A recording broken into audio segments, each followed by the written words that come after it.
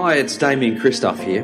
Are you ready to take your life to the most incredible level possible in 2016? Well, we've had 3 sold-out wellness summits these last few years, but honestly, nothing comes close to the Wellness Breakthrough, and we have just 3 spots remaining. Your favourite wellness couch experts, the Wellness Guys, Karen Smith, Kim Morrison, Quirky Cooking's Joe Whitten, Marcus Pearce, and of course Carl Brock are gathering in the Dandenong Ranges for 3 days and 2 nights for one incredible event. If you want possibly the greatest peer group in health and wellness to help you catapult your life to the next level, then we'd love to see you at the Wellness Breakthrough from February 5th to the 7th. But again, there's only 3 spots available. Entry into the Breakthrough is by application only, and to apply, simply email your contact details to marcus@thewellnesscouch.com. TheWellnessCouch.com, streaming wellness into your lives. Welcome to Nourishing the Mother, featuring your hosts Bridget Wood and Julie Tenner. Hello, welcome to Nourishing the Mother. I'm Julie Tenner. And I'm Bridget Wood. And today we're talking about the spiritual vagina. And in fact, as I was typing this in, I laughed and I thought, is anybody actually going to listen to this? To which I responded, of course, it has vagina in it. And so that's actually kind of a good reference for where we both are at on this topic. Because I'm what you might have called the emerging prude, maybe. And Jules is a seasoned professional. That's hilarious, Bridget. So I'm going to let you lead this one. I don't even know where this is going, to be honest, but we've been talking about this podcast since the beginning of this, really. We have. And it came about because, as you know, if you listen to anything female birth, vagina, I'm all over it. And so one of my friend's husbands had joked with her when she was coming over to mine for a cuppa, oh, what, you're going to go talk about your vaginas and your spirituality, your spiritual vaginas, like this, and she'd come over and told me, and I was like, oh my God, that's gold. Yes, spiritual vagina conversation, love it. And so we'd always kind of had in our heads, yes, we should have this conversation. But then there's this stickiness, excuse the pun, around what exactly should this be and which way do we want to take it. So we're not kind of sure. We've just decided, since we did How to Fall Back in Love with Your Husband or Your Partner last week, that this would probably be a good follow on from that. Because so much of that was all about, in terms of intimacy, getting vulnerable. And that could be where a lot of women have roadblocks. Yes, absolutely. Because we're not in a culture anymore that's not even anymore, we haven't been for centuries, where sexuality and female empowerment in sexuality and the whole entire area of the vagina is acceptable. That there's shame, a whole amount of shame and guilt and trauma around all of those areas of that woman's body, of her psyche, of her bloodline. So for generations, we know this, and we've talked about this in other podcasts as well, that women's sexuality and power has almost on the same plateau been suppressed, because it is such a seductress is so powerful and sexual energy is so powerful because it can overrule the brain entirely. It's like, in the early 1900s they would call it hysteria. Yes. And that whole idea of women needing to orgasm and that whole not understanding something and therefore labelling it as a medical condition. Yes, and that there's something wrong. And if we can control it, then we're not stuck in fear, because the solution to fear is control, right? Yeah. So the thing is that sexuality can't necessarily be controlled, and neither can a woman. So it's never kind of going to work. But we've come full spectrum to being entirely shut down, to all of a sudden we have this very much probably Y generation swing of it's all out there, and there's the porno industry and a huge amount of sexualization within our culture today. But it's a very male-based sexuality, and as we've discussed previously as well, there's not a huge amount of depth or female intimacy about it. So being that I am a worker with women and a birth worker, I've seen so many vaginas. And I'm just going to say, I even am considering not using the word vagina anymore, because I read in one of Mama Gina's book that the word vagina itself actually means sheath, as in like the sheath that you put a sword into. So I know. So it's only referring to the orifice itself. Yeah. It's not actually referring to the entirety of what she then classifies as the pussy. Because where's the labia and the clitoris and all other amazingness that's there. It's not just a hole. Yeah, right. And I mean, anatomically, the vagina is actually higher up than everything that we see on the outside. So, yeah, it's not even correct in terms of what we're talking about in a lot of this anyway. Yeah. So, maybe we'll henceforth, spiritual vagina, well, who knows? I might chop and change between pussy and vagina, but I want you to know that when we're using the word vagina, as much as it's anatomical, it's really just discussing a whole as opposed to the complexity of what is actually available there. So, the first thing I've noticed about working with women with birth is that the more comfortable they are with their sexuality and the easier they tend to birth, the more in touch they are with their bodies. The more comfortable they are with their vaginas, the more comfortable they are with being vulnerable and out there. Because we even have this stigma now, don't we, so much around, or certainly it's what I grew up with, that it was to some extent not okay to receive oral sex because there was something dirty or gross or that shouldn't be seen about that there. Or that in birth men shouldn't be down the business end because they'll never want to go there again. It's too gross. Yeah. And we have all these layers of cultural whatnot around the grossness, and then we have the period and the lack of connection to our cycles and our juiciness involved in all areas. So there's a huge, for me, when I think about women and sexuality and the orgasmic life, is that there's a huge amount missing in connection with femininity and with those areas of our body. And when we can really own those areas with our body with pride and with total comfort and curiosity, it's profound what comes out of that. This concept of multi-orgasmic and tantra, sure, is absolutely entwined in that, but the word itself, orgasm, for me then completely changes, because as opposed to it being the build up to this, spasmic, 5-second experience, orgasm can literally be an hour-long experience. So the book I would ask you to read if you're even remotely interested in any of this, because let me tell you, after years of knowing more about vaginas than any other woman I've ever met, this book blew my mind. And that was the illustrated guide, or not, there was another one, I can't think, of Extended Massive Orgasm by Vera and Steve Badansky, I think it is. And it was phenomenal. So they talk about, their concept is, it's an entire book devoted to the pussy and specifically the clitoris. Now, I didn't realize so much about the clitoris. I've heard so much about, there's 8,000 nerve endings on the clitoris, so you might as well use them.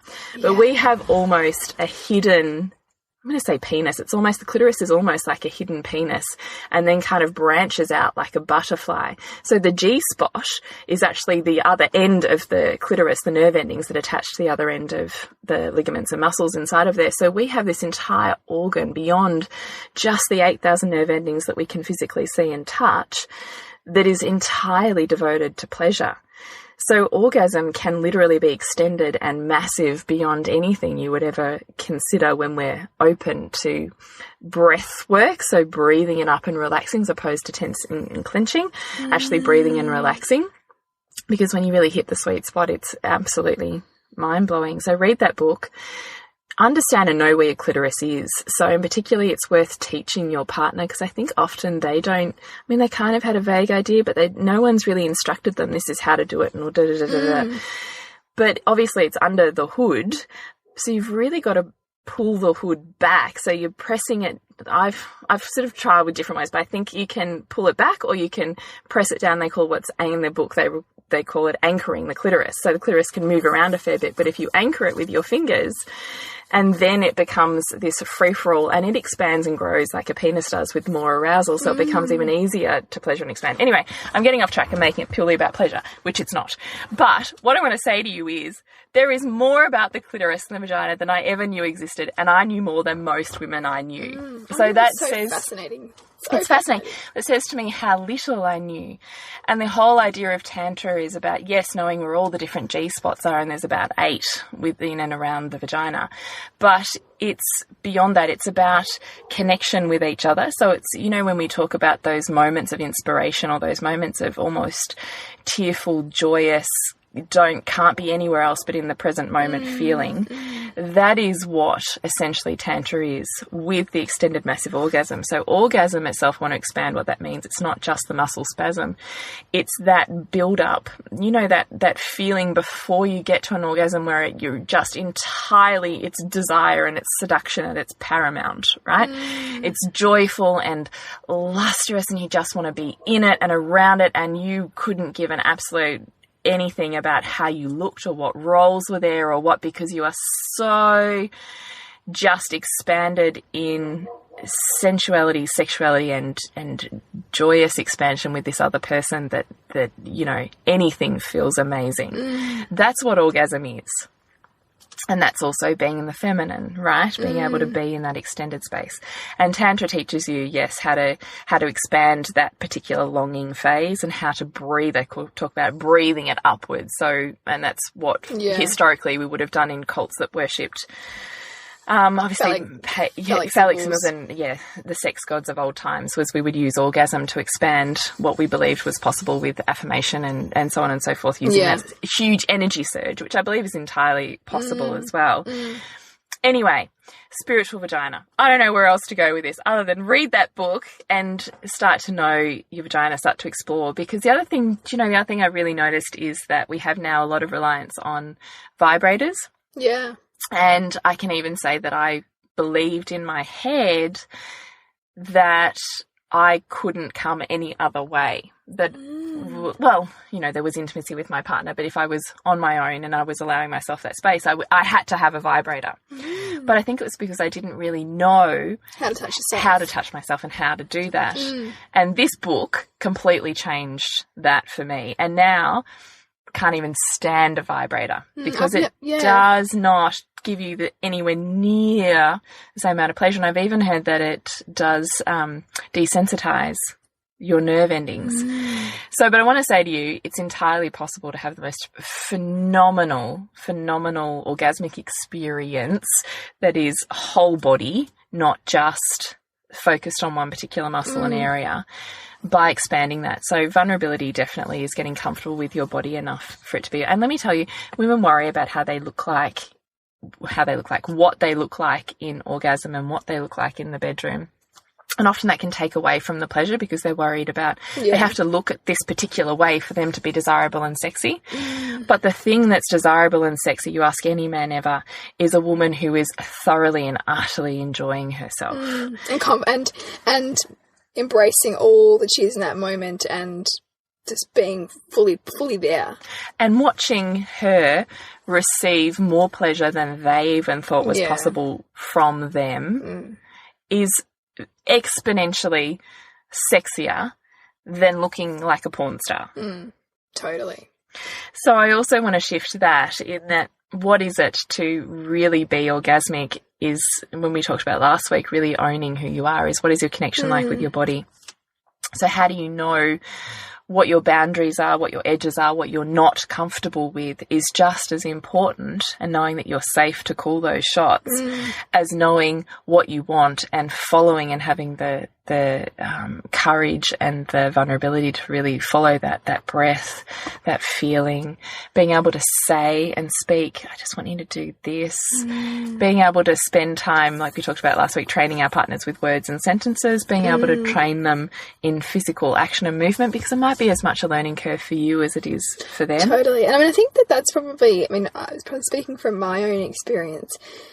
it's looking at, okay, first of all, how do you feel listening to this podcast and some of the words that are coming out, the theme? I mean, I guess you must be somewhat interested if you've clicked on it, because the heading is, the title is Spiritual Vagina. But I think for so many women, and this is certainly my story, you know, we can almost shut down that part of ourselves to some degree because of past subconscious, you know, like stored emotions around it, or just not feeling enough as a woman, so I'll just kind of not go there. It hasn't really worked for me much, so we'll just sort of sweep that under the rug. Yeah. And it's about having the courage to go there and to try and just begin to peel back some of those layers around, you know, where are my vulnerabilities, around bearing myself, around releasing and being fully in that moment, around letting go enough to achieve orgasm and to give myself that pleasure, you know, because there's, you know, quite a large percentage of women who really struggle to achieve orgasm, and you know, as a result mean that, you know, sex becomes even less desirable, you know, and when for a lot of women who are in the family way, it just goes down the food chain, right? But if you're not getting enormous pleasure from it, then it goes even further down. So, but there's such a richness and such an opportunity for awakening when you can carve out that time and space to get to know yourself first, to know what you like, to then have the courage to tell that to your partner. Absolutely. And I also think you've got to be intentional. So when we're talking about even the concept of self-pleasuring, I don't know, it's a funny one, because I think on some level we're comfortable and accepting of it because it seems like the empowered woman. But on another level, when it becomes really personal, it's almost like, well, I don't have time and I can't do that and I'm not really interested. But it's as much about setting up the space and the time for you to pleasure yourself as it is for your partner to pleasure you. Yeah. So it is literally saying, well, okay, maybe I've got, you know, an altar to my seductress that's in my bedroom. It can be something little. It can be a candle and a picture that really says to you about what you want to feel or be or whatever. It can be a scent. It can be you rub a particular oil on your body. It can be candlelight. It can be that you want to put on lingerie or not. But you have to actually set the space up for seducing yourself. As much as you would expect to be seduced by someone else. Absolutely. And when you set it up with that intention and you're going into it not expecting you're not outcome focused on the orgasm. You're walking into that experience with curiosity. Curiosity about what can my body do, curiosity about what am I going to discover, curiosity about what feels really good and what doesn't work, with the tool set, with the mindset that it's a toolkit that you can use with your partner. So it's a self-discovery process that you can hand on that skill set to them. That's the mindset to go in there with. It's not, I need to achieve orgasm. Come on. That's not what this is. This is about awakening your seduction, awakening that slow, longing process of loving your flesh. That's what this process is about. It's not about the end result, because orgasm in the frame of a seductress is everything around her is orgasmic, because everything brings her joy and pleasure and rapture. From the touch to a caress to the feeling of sheets on your skin, to the oil you rub in your body, to the sounds or the music that you have playing. All of it is seductive and pleasurable and therefore orgasmic because of the sensation. And the more you can connect in with those individually and collectively, the higher, that doesn't make sense, the higher, the more expansive, the more extended that orgasmic state becomes. So it's not the male-driven focus of the end result, tiny muscle spasm orgasm. It's all of the awakening and seduction in between that is orgasmic. It's the process. It's the process. Of course, there's orgasm in between, and this book, Extended Massive Orgasm, also teaches you how to bring yourself up and then bring yourself back down, which is the Tantra process of...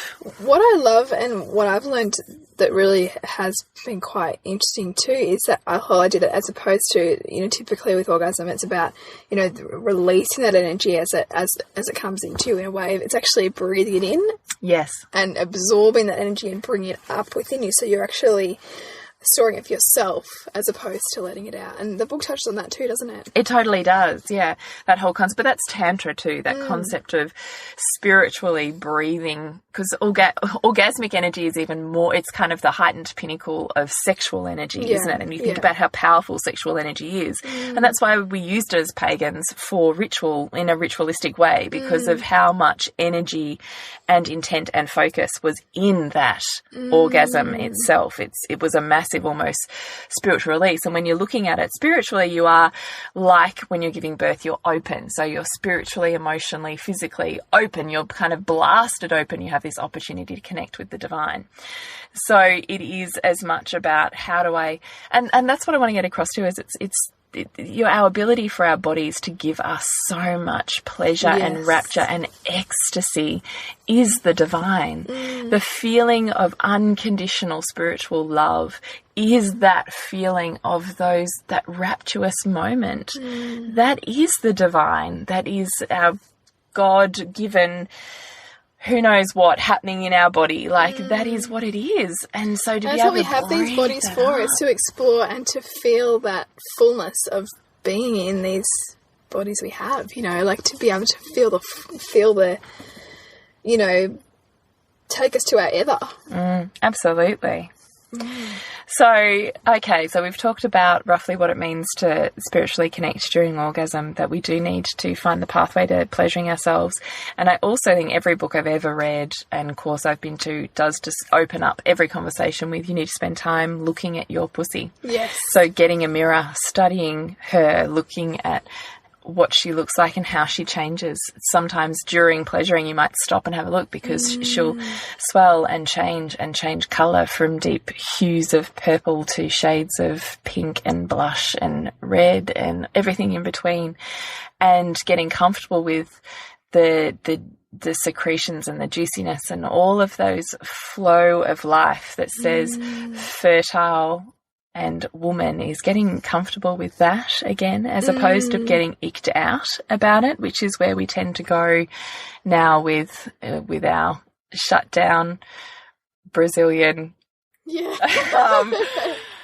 porno kind of wavelength that's going on now. And that's not to say that any of that is wrong, because there is a time and a place for all of the above and however you want to share your sexuality. But not at the expense of feeling like what your body does goes against what you want. If you're having those sorts of feelings around my body's not okay, you're never going to be able to reach those heights of utter ecstasy, because you've always capped it. Yeah. So to be able to really let loose, to be able to really experience Tantra extended massive orgasm, is getting comfortable with what your body is and does, and in flow with that. And that can mean considering getting in flow with what your menstrual cycle is, considering nourishing and nurturing your body in a lot of different ways that say, I'm connected to you and I'm part of you, I'm not working against you. It's, you know, dealing with the belief systems that we have that hold us back around shame and guilt around our bodies or in our appetites. Because if we have, I guarantee you, if you have an overeating obsessive or appetite control issue with your food, it won't just be your food. If your appetite is not acceptable to you with food, your appetites for other areas of your life, including your sexuality, will on some level not be acceptable to you. And so when we start to cap one, we cap all of the others without knowing it.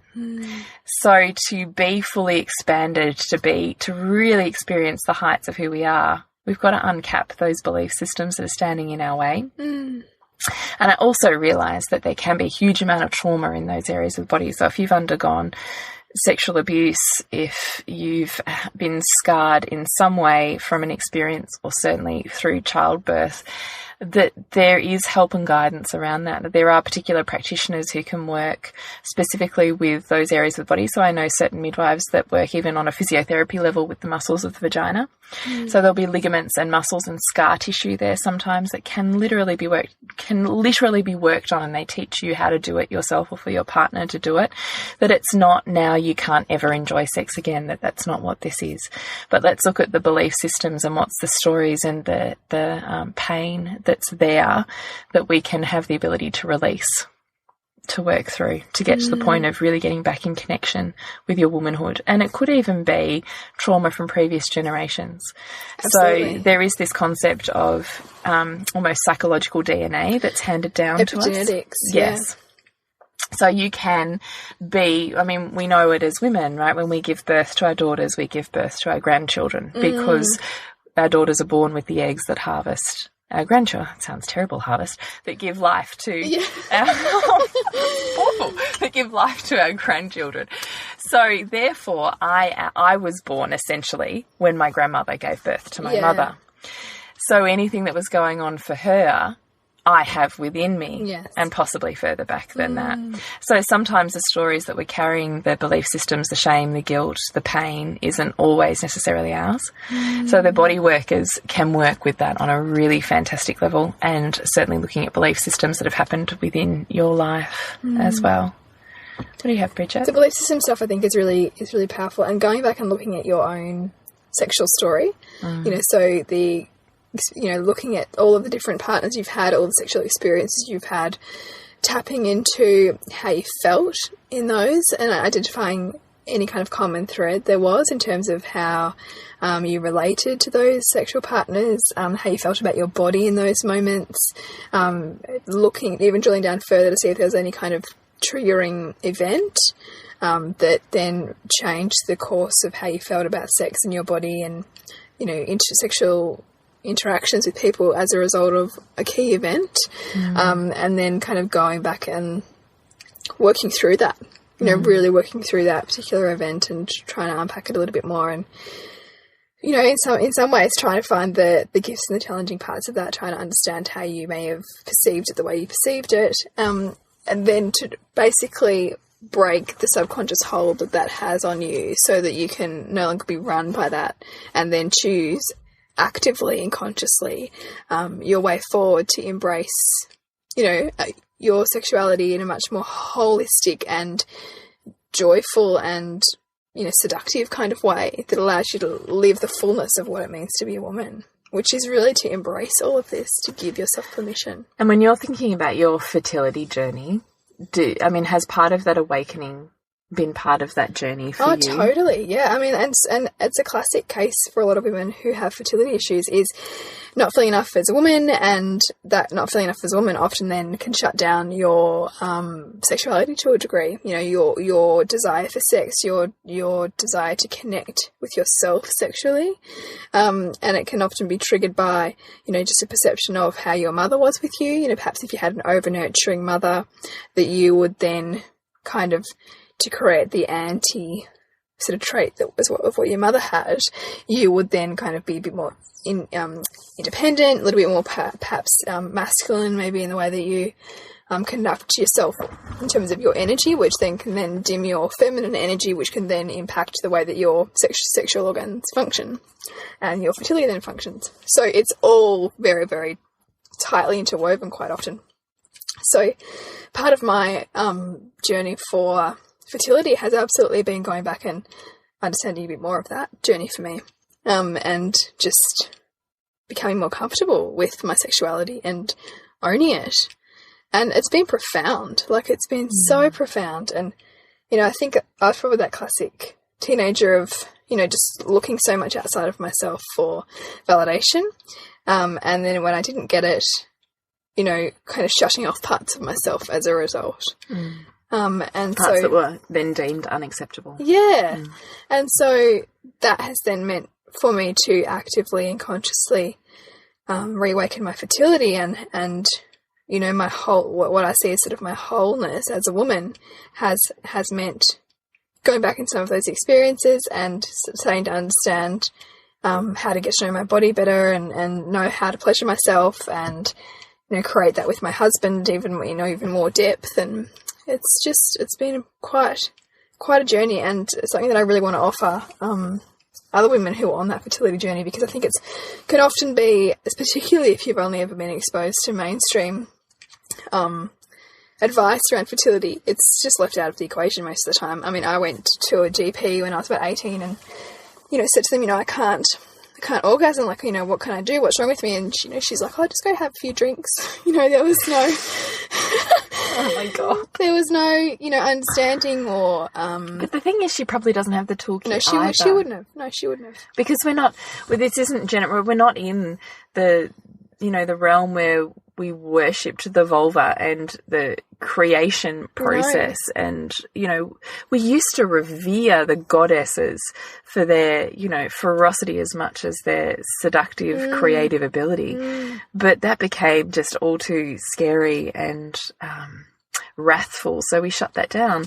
And so in that, we also then have lost the generations where we would have women gatherings for women's business. Yeah. We've lost that connection to community and womanhood over so many generations that we've lost that information. So the information that women used to have about how to create life and how to connect with their bodies and how to connect with the divine and how to, you know, X, Y, and Z, it no longer is a toolkit that's passed down from mother to daughter. I think women's empowerment's not really gone because it's just changed into a form. It's a different kind of form now. You know, it's women kind of in entrepreneurship and business, but we don't need to. It's not like we have to have one without the other. You know, we can absolutely connect in with our femininity, our sexuality, you know, and really own those parts of ourselves as a state of being whole and in power. Because when you're really rooted, this is what I've really noticed, when you're when you're really rooted in your femininity and in your sexual energy, and you're really comfortable with where that's sitting, it's amazing how that law of attraction stuff expands out from you, because a woman in a turned on state, and that's me talking about the orgasmic state of just being in flow with life and in joy and in ecstasy. There's no other energy as powerful and as magnetic as sexual energy. No, but that's when you're really living that, because you're really in connection with your body. Oh, it's like... Look at world. It is amazing. Absolutely. So what do we want to leave women with on the spiritual vagina, Bridget? I think the key thing is getting to know your vagina. You know, you touched on this, but I would love to invite women listening to take 10 minutes this week and a mirror and go there. And sit down somewhere comfortable where you feel safe in your home, or maybe when everyone else is asleep, or maybe when, you know, your husband's asleep on the couch or something, and be willing and open to just look at your vagina and study it. Look at its curves, look at the colour, look at the story that it tells you, you know, marvel at what it's given you. Get to know it. Yes, absolutely.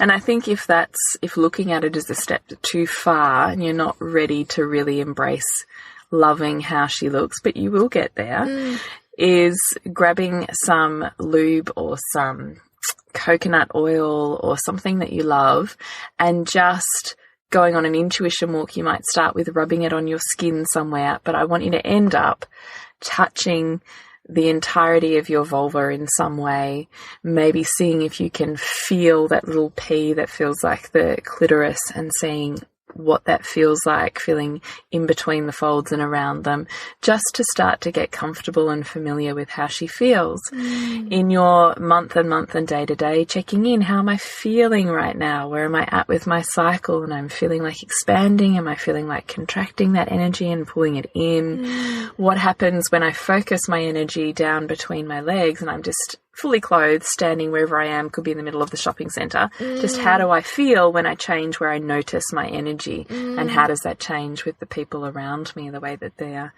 responding to me. And number two, what was your number two? Number two, I think, is for the next week. So this week is either getting to know yourself, you know, with some oil and touching, or getting the mirror. But next week... And if you start with the oil, then next week you start with the mirror. That's right. Yeah, exactly. And then the other option is, or the other thing we'd like you to do, is to, again, maybe a full-length mirror, and time yourself 10 minutes, no clothes on, staring and wondering at your body. Again, the life it's given you. The life, you know, if you've got children, the children it's given you. You know, what do the, you know, the stretch marks represent? What does the belly button, it's not quite what it used to be, represent? What does the bum that's a bit saggier than it used to be represent, you know, rather than looking at your body for, you know, what it's lacking, what's it giving you, what has it given you, how does it give you life? You know, how can you be grateful for the different parts of your body that you often unconsciously automatically judge? Yeah, where's the reverence? Yes. For what that body has given you, and getting back in connection with how she feels, because it's amazing when we just shift how we feel about an area of our body, how physically that actually changes. Absolutely. So, like, I can even say I've hated my breasts my whole life, and yet 3 kids later and 3 breastfeedings later, when they really should be at their worst, I feel like I've had a boob job. But I think the only difference is I've changed the way that I perceive them. I send them more love and gratitude. I spend time rubbing oil into my skin and into my body. And that's what you could do in the mirror, is actually just rub something you love into your skin. Do it by candlelight. Turn around, look at start with just the curve of the outside of your hip and just appreciate that. Because you are the muse from which generations of men have created magnificence. Yes. It's in those curves and those folds and the wisdom and the life that's stored within that has created the most phenomenal thinking and poetry and art of our whole evolution. I love that you've put that spin on it, because it's so true, isn't it? You know, it's the female form has been revered since. Oh, and you look at Renaissance, where the period of time where we had the greatest creativity and greatest expansion of our social growth and minds. Was when beauty was curvaceous. Yeah. It's when it had folds and breasts that weren't perfect, and you know, the ability to reproduce was seen as, you know, something phenomenal. And you can literally change your physiology by changing your belief systems. Absolutely. If you're feeding every day, I hate you, I don't like you, you're just, as opposed to, I kind of love that curve. Even if you don't love the whole piece, start with a curve. I love that curve. I love how that bit of skin feels. I love that colour. I love how when this happens, it responds in some way. Starting to just love it changes the physiology, because we are constantly changing and evolving every cell within our bodies daily. So you change what you're programming it with, you change how it expresses that. So yes, we talk vaguely about self-love, but here's the crux of the vulnerability of it. Yeah. Here's the getting in flow day to day with your juiciness, with what your body's telling you, responding to your signals, and spending some time creating and carving out the time to actually worship your body, because the more you do that, the easier it is to share with someone else. Absolutely. I love that. So we really, really implore that during this festive period, perhaps you have more free time than usual, that you put that free time to good use. And if you want to know any more, we're more than happy to go there. So please message us on Facebook. We're not exactly sure.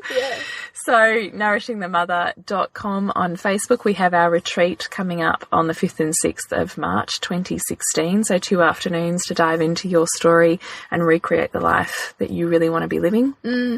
Looking at the belief systems that are holding you back and getting back into alignment with your seductive self. You can connect with Bridget on suburbansandcastles.com. Yeah. Our film coming up on the 20th of January is Awake, which is all about the introduction of yoga to the West. And it's going to be a fantastic night to kick off our first event of the year. And you can connect with Jules at thepleasurenutritionist.com. Yes, you can, for consults, book coming and blog, also on Instagram and Facebook. So we'll see you next week when we continue to peel back the layers on your mothering journey. We hope you enjoyed this Wellness Couch podcast brought to you by Audible. Do you find that you just don't have time to read all the awesome books that you hear mentioned on the Wellness Couch? Well, Audible might just have the answer. Audible is offering the Wellness Couch listeners a free audiobook download with a free 30-day trial to give you the opportunity to check out their service. You can get books like Eat Right for Your Blood Type, Why We Get Fat by Gary Taubes, Paleo Diet for Athletes, or even The Success Principles by Jack Canfield. So to download your free audiobook today, go to audibletrial.com/wellness The Wellness Couch. Again, that's audibletrial.com/The Wellness Couch for your free audiobook.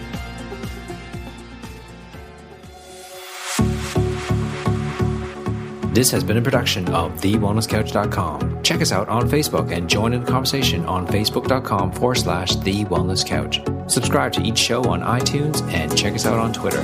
The Wellness Couch, streaming wellness into your lives. Whilst the Wellness Couch presenter endeavored to provide accurate and helpful information to their listeners, these podcasts cannot take into account individual circumstances and are not intended to be a substitute for health and medical advice from a qualified health professional. You should always seek the advice of a qualified health professional before acting on any of the information provided by any of the Wellness Couch podcasts.